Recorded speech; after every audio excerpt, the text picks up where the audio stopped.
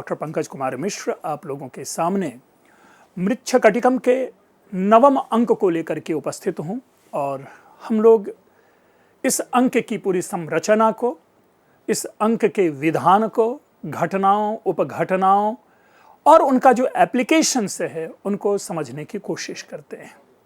Text आप लोगों के सामने विद्यमान होता है और उस टेक्स्ट के अकॉर्डिंगली हम उसे डेवलप करते चले जाते हैं। मृच्छकटिकम में जो प्रसंग चल रहा है वह पूरा कोर्ट का सीन है। न्यायाधीशगण बैठे हुए हैं, मुकद्दमा चल रहा है और वह मुकद्दमा शकार लेकर के आया है वसंत सेना की हत्या का, जो कि स्वयं हत्यारा तथा कथित जो हत्या की है जिस हत्यारे ने, वह शकार है, लेकिन अपने दोष का आरोपण वह किसी और पे करना चाहता है, या बल्कि यूं कहें कि कर दिया है, और वह है चारुदत्त। जिस तरह से कोर्ट में पूछताछ की प्रक्रिया चलती है वह प्रक्रिया चल रही है। सबसे पहले वसंत सेना की माता को बुलाया गया विटनेस बॉक्स में, उनसे सारी जानकारी ली गई। फिर उसके बाद चारुदत्त को बुलाया जा रहा है और चारुदत्त उस कोर्ट रूम में प्रवेश करता है शोधनक के साथ। शोधनक को अधिकरणिक, जो कि न्यायालय के न्यायाधीश हैं, और हमारे संस्कृत साहित्य में न्यायाधीश के लिए, न्यायमूर्ति के लिए अधिकरणिक शब्द प्रयोग में लाया जाता है। शोधनक लेकर के आता है और चारुदत्त के साथ प्रवेश करता है। चारुदत्त अब प्रवेश करते हुए उसके मन में चिंता है कि ऑल ऑफ सडन, देखिए मित्रों, हम आप सभी बैठे रहते हैं, सामान्य दैनंदिन जीवन की सामान्य घटनाएं घट रही होती हैं, चाय पानी आदि ले रहे होते हैं, और अचानक कोई एक ऐसा व्यक्ति जिसकी अपेक्षा ना हो वे आपके पास आए और आपको ये कहें कि आपको अमुक अधिकारी ने बुलाया है, इनकम टैक्स ऑफिसर ने बुलाया है, तो स्वाभाविक है एक चिंता हमारी चिंता निकलती है, चिंताएं होती हैं, और उस चिंता के वशीभूत मन में कई प्रकार की बातें हो जाती है कि आखिर मुझे को क्यों बुलाया जा रहा है, आखिर मैं इसमें क्या अपनी भूमिका निभा रहा हूं जिसके कारण मुझे बुलाया जा रहा है। तो चारुदत्त प्रवेश करता है शोधनक के साथ, और ब्रैकेट में आप पाएंगे लिखा हुआ है विचिन्त्य कि परिज्ञातस्य में राज्ञा शीलेन च कुलेन च यत् सत्यमिदमाह्वान मवस्थामभिशंकते, कि कहते हैं कि यत् सत्यम, ये सत्य है। क्या सत्य है?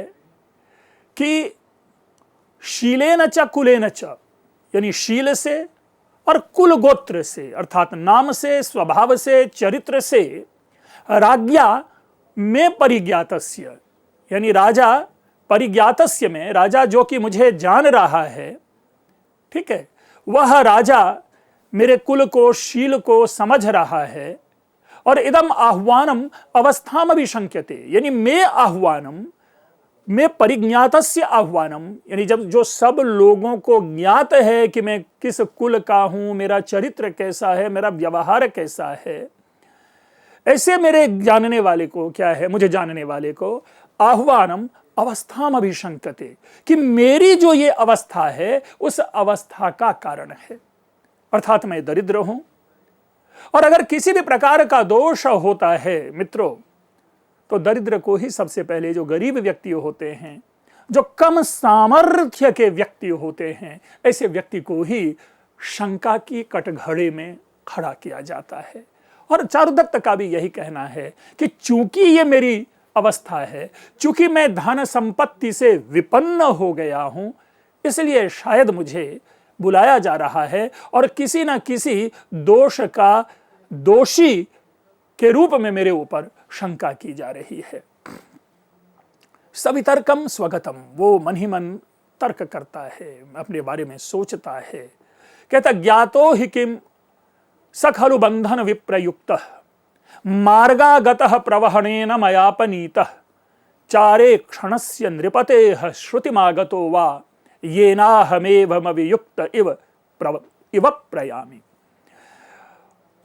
जो तर्क है वो तर्क उसी ओर जा रहा है कि आखिर मुझे क्यों बुलाया जा रहा है, आखिर मैंने ऐसा क्या किया है। तो देखिए क्या कह रहा है, ज्ञातो हि किम सखलु बंधन विप्रयुक्तः, स खलु, स शब्द यहां पर है, वह है जिसका नाम अभिप्रेत नहीं है, लेकिन प्रसंग से इसका जो संकेत है वह आर्यक की ओर है, जिस आर्यक को जेल से भागने में सहायता पहुंचाई थी चारुदत्त ने। वो कहते हैं कि बंधन विप्रयुक्त, अर्थात बंधन से मुक्त किया गया, बंधन से, जेल से छुड़वाया गया। स मार्गागतः, मार्ग में आए हुए, मार्गात आगतः, मार्गेन आगतः, अर्थात मार्ग से आए हुए, प्रवहणेन मयापनीतः, अपनी गाड़ी से मेरे द्वारा वह दूर कर दिया गया, अर्थात किसी अन्य जगह पर भेज दिया गया, किसी अन्य सुरक्षित जगह पर भेज दिया गया। अनुवाद से भिन्न अगर सरल भाषा में कहें तो चारुदत्त यह कहने की कोशिश कर रहा है कि मैंने इस आर्यक को बंधन से छुटकारा दिलवाई, और जब ये रास्ते में आ रहा था तो मैंने अपनी गाड़ी से इसे किसी ऐसी जगह पे भिजवा दिया जहां पर कि राजा के कर्मचारियों के, राजा के अधिकारियों से यह छिप करके रह सके। अर्थात इस कार्य का कदाचित दोषी मैं कहला सकता हूं। लिखा हुआ नहीं है लेकिन हम इससे अर्थ निकाल रहे हैं। चारे क्षणस्य नृपतेः श्रुतिमागतो वा, और ये जो मैंने कार्य किया, ये जो मैंने घटना को अंजाम दिया, अर्थात इस अपराधी को, राजा की दृष्टि में जो अपराधी है उस अपराधी को मैंने भगवाया सुरक्षित जगह पे। चारे क्षणस्य नृपतेः, यानी चारे क्षण यहां पर शब्द अलग अलग है लेकिन एक शब्द होना चाहिए। चार एव ईक्षणम यस्य सह, यानी गुप्तचर ही जिनकी आंखें हो, ऐसे राजा के की श्रुति मागतः, राजा को यह संदेश मिला होगा, राजा ने यह घटना सुनी होगी, अर्थात तो गुप्तचरों ने जाकर के राजा को ऐसी सूचना दी होगी कि मुझे चारुदत्त ने आर्यक को जेल से भगवा दिया। तो यह भी एक प्रकार का अपराध हुआ। मित्रों, जो चारे क्षण से नृपते है, यद्यपि जैसा पद्य के अंतर्गत यह है, इसकी ओर से यही इशारा है कि राजा जो होते हैं स्वयं निर्णय के क्षण में अपने विवेक, अपने विजडम का प्रयोग करता है। अन्यथा उनकी जो सूचनाएं सारी आती है, उनके जो हाथ, पैर, नाक, कान, आंख होते हैं, वे गुप्तचर होते हैं, क्योंकि गुप्तचर के द्वारा दी गई सूचना के आधार पर ही वे किसी प्रकार का निर्णय लेते हैं, किसी भी प्रकार का निर्णय लेते हैं। इसलिए यहां पर चारे क्षणस्य नृपतेः कहा गया। और इसकी ओर इशारा हम आप सभी जानते हैं कि किरातार्जुनीयम के प्रथम सर्ग के शायद चतुर्थ पद्य में, जहां पर क्रियासु युक्तेर नृपचार चक्षुषः ऐसा शब्द प्रयोग किया गया है कि नृप चार चक्षुषः, अर्थात गुप्तचर रूपी आंखों वाले जो राजा होते हैं। तो यहां एक राजनीति में, पॉलिटिकल साइंस में, और यूं कहें कि हमारी जो प्राचीन जो राजनीतिक व्यवस्था है उस व्यवस्था के अंतर्गत यह अभिप्रेत है, बखूबी ये बातें स्थापित है कि राजा की जो आंखें हैं वो गुप्तचर हुआ करती हैं। तो ऐसे गुप्तचरों के द्वारा हो सकता है कि यह सूचना राजा तक गई हो, ये न अहम, जिस कारण मैं एवं अभियुक्त इव प्रयामी, इस प्रकार अभियुक्त की तरह चला जा रहा हूं। अब दो तीन बातें आई कि शोधनक केवल एक उनको साथ ले जाने मात्र के लिए आया है, लेकिन ऐसा प्रतीत होता है कि प्राचीन काल में भी, पुराने समय में भी, किसी भी व्यक्ति को गिरफ्तार या किसी भी व्यक्ति को शासन के अधीन, विधि के अधीन बिना सूचना दिए हुए नहीं लाया जा सकता। यानी आज के संदर्भ में बात करूं तो पुलिस भी यदि अगर किसी को गिरफ्तार करने के लिए जाए तो गिरफ्तारी से पहले उनको उस कारण को बताना होगा कि मैं क्यों आपको उठा करके ले जा रहा हूं। यहां पर भी जो चारुदत्त जब अपने लिए अभियुक्त शब्द का प्रयोग करता है तो कहां अभिप्रेत हो रहा है? स्पष्ट तो हो नहीं रहा है, स्थापित तो हो नहीं रहा है। आकर के शोधनक ने केवल इतना मात्र कहा है कि आपको न्यायालय में न्यायाधीश ने बुलाया है। यह कुछ भी हो सकता है, चाय पे बुलाया हो, कोई बात करनी हो, लेकिन जब हम अपने को अभियुक्त कहते हैं तो इससे ऐसा प्रतीत होता है कि शोधनक ने सारी कहानी चारुदत्त को सुना दी होगी और उस कहानी के आधार पर चारुदत्त को यह ज्ञात है कि मैं शायद इस प्रकार के मुकदमा का अभियुक्त के रूप में बुलाया जा रहा हूं। तो ये बस इतनी स्पष्टता यहां देनी आवश्यक थी। फिर कहता है कि अथवा किम विचारितेन, भाई इन विषयों पर इतना अधिक विचार विमर्श का क्या फायदा? अधिकरण मंडप में व गच्छामि, चलो मैं न्यायालय की ओर ही मैं इनके साथ चल रहा हूं। यहां पर तर्क वितर्क करने से अपने दिमाग के ऊपर में जोर डालने का कोई लाभ नहीं। इसलिए किम विचारितेन, क्यों इस तरह का हम विमर्श करें अपने मन में। अधिकरण मंडप में व गच्छामि, उस अधिकरण मंडप की ओर, न्याय मंडप की ओर ही चलता हूं। भद्रशोधनक अधिकरणस्य मार्गमादेशय, जो उनके साथ आने वाला वो अधिकारी है न्यायालय का, उनको कहता है कि भाई आप हमें अधिकरण मंडप की ओर ही ले चले और उसका रास्ता दिखाएं। शोधनक कहते हैं कि एतु आर्य, और इस प्रकार वह रंगमंचीय व्यवस्था के अनुरूप उसी मंच पे परिक्रमा लेता है। स्वाभाविक है, हम आप सभी अभिनय में जानते हैं कि हमारा जो मंच होता है ये बहुत ही छोटा होता है और उसी पे हमें सारी दुनिया और जन्म जन्मांतर की कहानी दिखानी होती है। तो जो अभिनेता होते हैं, जो वहाँ पर अभिनय करने वाले जो व्यक्ति होते हैं, वे अपने अभिनय कौशल से यह स्थापित करते हैं कि हम अधिकरण मंडप की ओर जा रहे हैं, रास्ते में चल रहे हैं।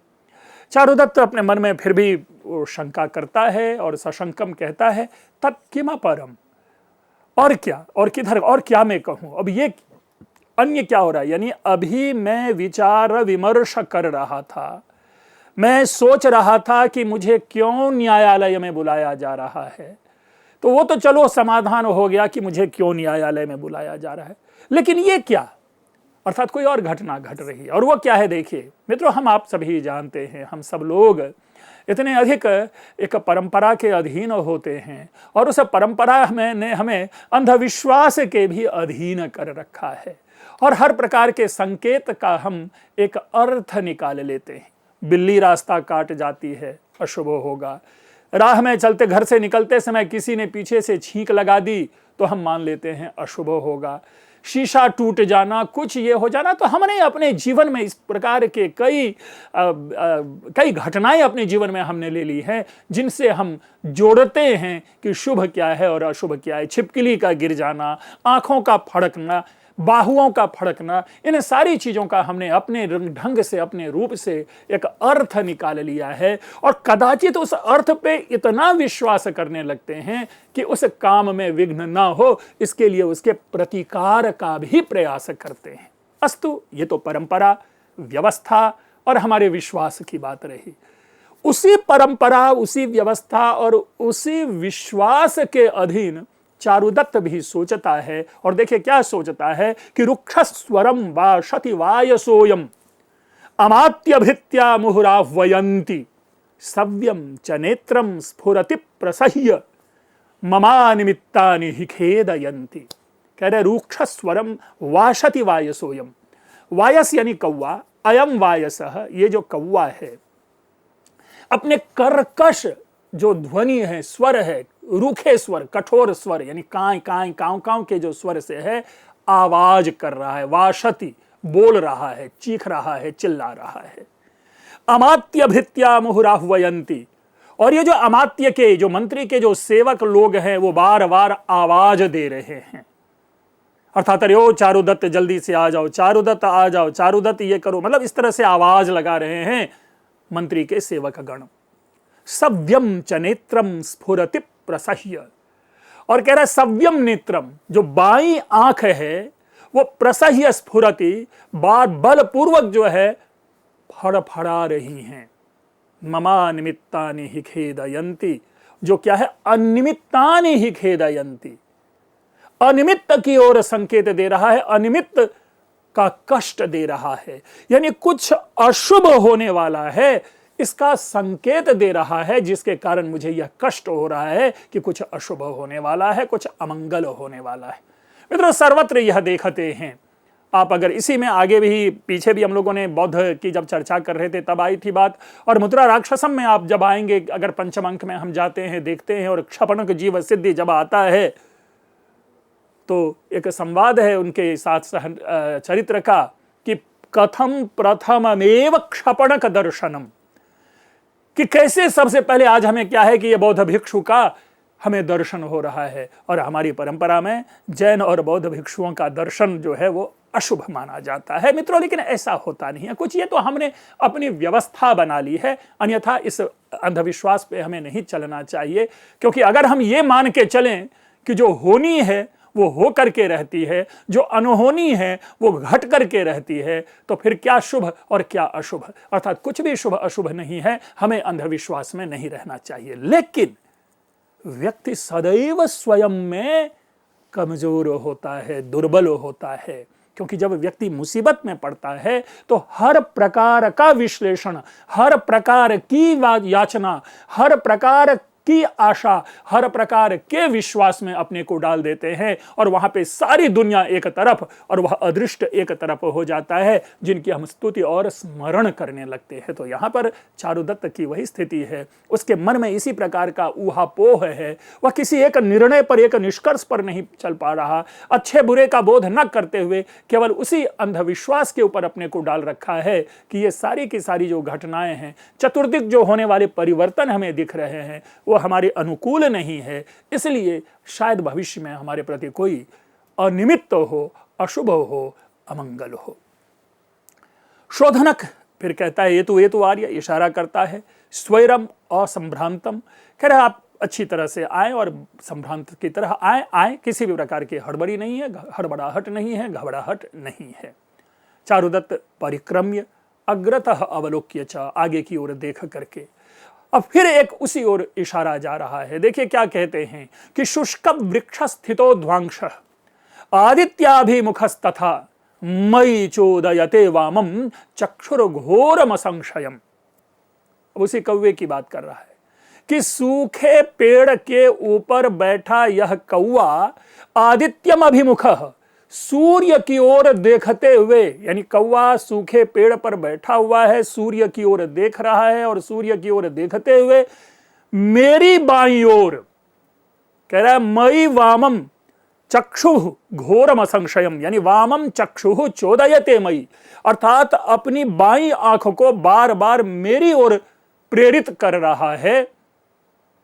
घोरम असंशयम, ऐसा लग रहा है कि निस्संदेह ही कोई घनघोर, कोई बहुत भारी कष्ट का मुझे सामना करना पड़ सकता है। ये सब कुछ अच्छा नहीं दिख रहा।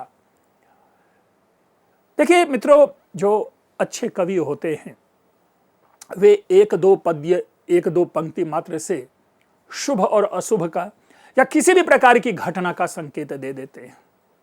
लेकिन यदि हम पुनः पुनः उसी प्रकार की भावना, उसी प्रकार की धारणा, उसी प्रकार की अवधारणा कवि के द्वारा पुनः पुनः हम देख रहे होते हैं, तो निस्संदेह ऐसा प्रतीत होता है कि उस काल का समाज किस अंधविश्वास में जीता होगा। आगे देखिए, फिर अभी हमने कौवे की बात सुनी, अभी हमने अन्य बाईं आंख को फड़कने की बातें सुनी, तो इस तरह से अशुभ का एक संकलन यहां पर दिया। फिर देखिए क्या कह रहा है, अये कथम अयम सर्प। अब रास्ते में चल रहा है कि अचानक उसको सांप दिखाई पड़ जा रहा है। अब सांप का दिखाई देना कई प्रकार के प्रश्न हमारे मन में उत्पन्न कर देते हैं। जैसे उदाहरण के लिए कि जिस मार्ग से जा रहा है, अपने घर से और न्यायालय के बीच का रास्ता अच्छा नहीं है, क्योंकि उस मार्ग पर यदि सांप दिखाई पड़ रहा है तो इसका मतलब वह निर्जन, वो जंगल होगा, वो लोगों के निरंतर आने जाने का, हमेशा आने जाने का मार्ग नहीं होगा। तो इसलिए उस रास्ते पे यदि सर्प दिखाई दे रहा है तो हम उस रास्ते का भी अनुमान कर सकते हैं, और उस समय के रहन सहन, उस समय की जो व्यवस्था है, उस समय का जो यातायात गमनागमन की जो व्यवस्था है, उसकी ओर भी हम इसे संकेत पाते हैं। क्योंकि यदि लोगों का गमनागमन बना होता तो सर्प वहां पर बैठा नहीं होता, खड़ा नहीं होता। एनीवे, आगे देखते हैं क्या है कि मयि विनिहित दृष्टि। एक चीज और बता दूं, ऐसा भी हम इससे अनुमान कर सकते हैं कि यह गर्मी का मौसम होगा, क्योंकि सर्दी के मौसम में सर्प जो है रोड पे, जनरली सड़क पे बाहर नहीं निकलते। गर्मी के मौसम में ही सड़कों पर आते हैं हवा पीने के लिए। एनीवे, यह अलग विश्लेषण है कि किस क्षण का, किस समय का है, लेकिन मैं आप लोगों के सामने कह रहा हूं, ऐसा मुझे प्रतीत हो रहा है कि यह गर्मी का मौसम होगा। मयि विनिहित दृष्टि भिन्न नीलांजनाभ स्फुरित वितत जिह्वः शुक्ल दंष्ट्रा चतुष्कः अभिपतति सरोषो जिह्मिताद्मात कुक्षि भुजगपति रयम में मार्गमाक्रम्य सुप्तः। देखिए क्या कह रहा है कि अयम भुजगपति ही, ये विशाल सांप। देखिए भुजग मात्र जो है वो सांप का द्योतक है, लेकिन भुजगपति ही जैसे ही कहते हैं तो इसका मतलब विशाल बड़ा सांप। अयम भुजगपति ही, ये विशाल सर्प में मार्ग माक्रम्य, अर्थात मेरे मार्ग में क्रॉस करके, मेरे मार्ग पे आकर के सुप्तः सो रहा है। कैसे? कहता है कि भिन्न नीलांजनाभ, कैसा है वह सर्प भुजगपति है, उसका विशेषण देखिए कि भिन्न नीलांजनाभ। भिन्न कहते हैं पूरी तरह से मथित, मर्दित, चर्निंग किया हुआ, यानी काफी गाढ़ा काजल वाले रंग का, यानी बहुत ही काले रंग वाला का ये सांप। और क्या कह रहा है कि स्फुरित वितत जिह्वा, लपलपाती बड़े जिह्वा वाले। ये भी देखिए गर्मी के मौसम में ही सांप जो है अपनी जिह्वा निकाल करके लपलपाता है, इसीलिए मैं कह रहा हूं कि ये गर्मी का मौसम है। तो स्फुरित वितत जिह्वः शुक्ल दंष्ट्रा चतुष्कः, और सफेद 4 दांत, ऊपर के 2 नीचे के 2, तो दंष्ट्रा, दंष्ट्र यानी दांत, और चतुष्कः यानी 4, शुक्ल यानी सफेद, सफेद 4 दांतों वाला यह सर्प। केवल सांप का वर्णन हो रहा है। अभिपतति सरोषः, गुस्से से मेरी ओर आ रहा है। कैसे? जिह्मिताद्म कुक्षि, अर्थात जिह्मित यानी कुटिल, टेढ़े, आत्मात यानी फूले हुए पेट वाला यह सांप मेरे मार्ग में आकर के सो रहा है। मुझे लग रहा है कि इसमें दोष है। दोष यह है कि एक और आप दे रहे स्फुरित वितत जिह्वा, मतलब लपलपाती जिह्वा वाला सांप, और दूसरी ओर उस सांप को दिखा रहे हैं सोया हुआ। तो जो सोया हुआ सांप रहेगा उसकी जिह्वा नहीं लपलपाएगी, इसलिए सुप्तः की जगह पर स्थितः शब्द जो है वो ज्यादा सही होता कि वह मेरे मार्ग में पड़ा हुआ है। क्योंकि अगर सोया हुआ सांप कहेंगे तब तो उनकी जिह्वा नहीं लपलपाएगी। लेकिन अगर सोए हुए का एक और अर्थ हम कर सकते हैं कि लेटा पड़ा है, तब बात बन सकती है। तो इसीलिए जब हम अर्थ करते हैं, हम जब शब्द को पकड़ते हैं, तो प्रसंग और प्रसंग के साथ उस अभिव्यक्ति को भी लेके चलना पड़ता है जो कि कॉन्टिन्यूटी बनाए रखे, जो एक दूसरे को कॉन्ट्राडिक्ट ना करे। क्योंकि लपलपाती जिह्वा वाला सांप को अगर हम सोया हुआ दिखाएंगे तो विरोध हो जाएगा। या तो सांप को सोया हुआ दिखाएंगे या सांप को जगा हुआ दिखाएंगे ताकि जिह्वा लपलपाती रहेगी। एनीवे, जो मूल इसमें जो बातें कही जा रही है, मूल निर्देश यही है, संकेत यही है कि ये क्या अशुभ है। घर से निकला हूं, कौवे का कां कां, बाईं आंख फड़फड़ा रही है, ये पेड़ पे कौवा जो है सूरज की ओर बैठ करके मेरी ओर ही देखे जा रहा है, ये रास्ते में सांप दिखाई पड़ रहा है, और ये सारी की सारी चीजें जो है दूर दूर से जो मेरी ओर ही सभी आवाज लगा रहे हैं, जितने भी राजा के सेवक आदि हैं, ये सारा का सारा जो है ये अशुभ का संकेत दे रहा है। बात यही खत्म नहीं हो रही, अभी ये परंपरा चल ही रहेगी, चलती रहेगी, चलती रहेगी। क्योंकि जब भय में व्यक्ति होता है वह समाधान, शीघ्र समाधान ढूंढने का प्रयास करता है। व्यक्ति जब डूब रहा होता है तो सबसे ज्यादा हाथ पैर वही चलाता है, लेकिन जो स्किल्ड स्विमर होता है वो उतना हाथ पैर नहीं चलाएगा। तो यहां पर भी वही स्थिति है कि चारुदत्त को केवल अशुभ ही अशुभ दिखाई पड़ रहा है, इसलिए उनके मन में ये सारी की सारी जो अनुकूल भी जो अभी होगा ना वो प्रतिकूल दिखाई पड़ेगा। यानी मित्र भी आकर के अगर कोई प्रणाम कर जाए तो भी मन में संदेह उठेगा, अरे भाई अभी ये क्यों प्रणाम किया। तो ये विपत्ति होती है, ये हमारा जो कह सकते हैं हमारी समस्याएं होती है, हमारा कष्ट होता है, हमारी अशक्तता होती है, हमारी विवशता होती है, आम भाषा में हमारी मजबूरी होती है कि जब हम विपत्ति में रहते हैं तो सारी चीजें हमें प्रतिकूल दिखाई पड़ती है। लोक कहावत भी है कि लंका में जब आग लगती है तो हर दिशा की आंधी जो है उधर की ओर बहने लगती है। अर्थात जब हम विपत्ति में रहते हैं तो सारे के सारी ओर से हमें लगता है कि हमारी ओर ही ये अशुभ चला आ रहा है। अब देखिए क्या है आगे, अपि च इदम, अर्थात उसी का कॉन्टिन्यूएशन है, जो पीछे के 3 पद्य हैं उसी का कॉन्टिन्यूएशन। और कॉन्टिन्यूएशन क्या कहता है कि स्खलति चरणम भूमौ न्यस्तम न चार्द्र तमामहि स्फुरति नयनम वामो बाहुर्मुहुश्च विकंपते। कहता है स्खलति चरणम भूमौ, भूमौ यानी पृथ्वी पर मेरे पैर जो हैं वो फिसल रहे हैं, न चार्द्र तमामहि, जबकि पृथ्वी क्या है, गीली नहीं है, भींगी नहीं है पृथ्वी, लेकिन फिर भी इस पृथ्वी पर मेरे पैर जो हैं फिसल रहे हैं। ये कब होता है, जब मनुष्य का जो विश्वास है खत्म हो जाता, और जब मनुष्य में विश्वासहीनता बढ़ जाती है, जब मनुष्य भय में होता है, तो सारी की सारी चीजें विपरीत होती है। सूखी धरती है, जिस राह पर चल रहा है चारुदत्त, जिस मार्ग से उस न्यायालय की ओर जा रहा है चारुदत्त, वो कह रहे हैं कि सूखी जमीन है, लेकिन मेरे पैर इस पर फिसल रहे हैं। मनोविज्ञान देखिए व्यक्ति का, स्फुरति नयनम वामो, बार बार कह रहा है कि बाई आंखें फड़फड़ा रही है, बाई आंखें फड़फड़ा रही है, स्फुरति नयनम, और वामो बाहुर्मुहुश्च विकंपते, और बार बार जो मेरी भुजाएं हैं वह कांप रही है, शेक कर रही है। इसी को हम एक नॉर्मल टर्म में कहें कि जो रिजल्ट ऑफ जो पैल्पिटेशन है वही स्थिति अभी दिखाई दे रही है चारुदत्त की, क्योंकि सामान्य न्यायालय का नाम सुनने के साथ ही उसके मन में भय जो है, भय का वातावरण जो है उसको हिलाए हुए है, उसको शेक किए हुए है। और जैसा मैंने शुरू में कहा कि जब हम एडवर्स में होते हैं तो सारी चीजें हमारे अनफेवरेबल दिखाई पड़ते हैं, और जब हम प्रसन्नता में होते हैं तो सारी चीजें हमें अच्छी ही लगती है। और कदाचित चारुदत्त के उस मनोविज्ञान से नाटककार ने आम मनुष्य, साधारण से साधारण मनुष्य के मनोविज्ञान को यहाँ पर प्रस्तुत किया है। इसीलिए नाटक का जो चरित्र होता है वह प्रतीक होता है, उस नाटक के चरित्र हम होते हैं, आप होते हैं। मित्रों, हम अपने इस व्याख्यान परंपरा को आगे भी लेके आएंगे आपके सामने। आप लोगों ने ध्यानपूर्वक सुना, आप लोगों का बहुत बहुत धन्यवाद।